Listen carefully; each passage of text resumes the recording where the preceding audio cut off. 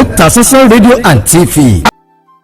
ẹni tí í ṣe olùdíje sí ipò ààrẹ lórílẹ̀‐èdè nàìjíríà nínú ètò ìdìbò àpapọ̀ tọdún 2023 lẹ́gbẹ́ òṣèlú labour party Peter Obi ló ti bá ẹbí ọ̀gá àgbà pátápátá fún ilé-ìfowópamọ́ Access Bank lórílẹ̀‐èdè nàìjíríà Herbert Wigwe tó pàdánù ẹ̀mí rẹ̀, ìyàwó àti ọmọ nínú ìjàmbá ọkọ̀ òfurufú helicopter tó wáyé ní California lórílẹ̀‐èdè United States of America.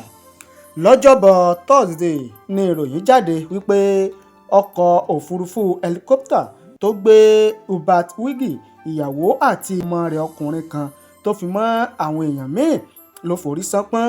Nínú ọ̀rọ̀ ìbánikẹ́dùn tó fi sójú òpó ìbánisọ̀rọ̀ X rẹ̀, Peter Obi ní ikú ọ̀gbẹ́ni Herbert Wigwe ó bani nínú jẹ́, ó sì dunni púpọ̀ lórí bí ìṣẹ̀lẹ̀ náà tún ṣe mú ẹ̀mí ìyàwó àti ọmọ rẹ̀ lọ, tó fi mọ́ àwọn ọ̀rẹ́ alájọṣe rẹ̀ Abímbọ́lá Ògúnbànjọ. Peter Obi kò ṣàì mẹ́nubà ipa tí kò ṣeé gbàgbé tí olóògbé Herbert Wigwe ti kó láyé ọ̀pọ̀ àwọn ọmọ ènìyàn lórílẹ̀‐èdè Nàìjíríà.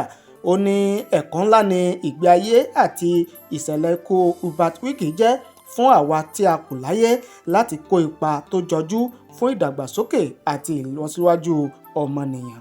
Bákan náà ni ẹni tí í ṣe olùdíje sí ipò ààrẹ nínú ètò ìdìbò àpapọ̀ tọdún 2023 lẹ́gbẹ́ òṣèlú PDP Alhaji Atiku Abubakar àti màmá Okonjo Iweala náà ti ránṣẹ́ ìbánikẹ́dùn lórí ikú òjijì tó mú ẹ̀mí Herbert Wigwe lọ, ẹni tí í ṣe ọ̀gá àgbà pátápátá fún ilé-ìfowópamọ́ Access Bank. Ẹ tẹ̀lé wa o lórí ìkànnì yìí fún ọ̀kan-ò-jọ̀kan ìròyìn lédè Yorùbá pọ́nbélé lórílẹ̀‐èdè Nàìjíríà, nílẹ̀ Áfíríkà àti káàkiri àgbáláyé. Ẹ ṣé o bẹ́ẹ̀ ṣe ń wò wá, ẹ ṣé bẹ́ẹ̀ ṣe ń gbọ́ wa.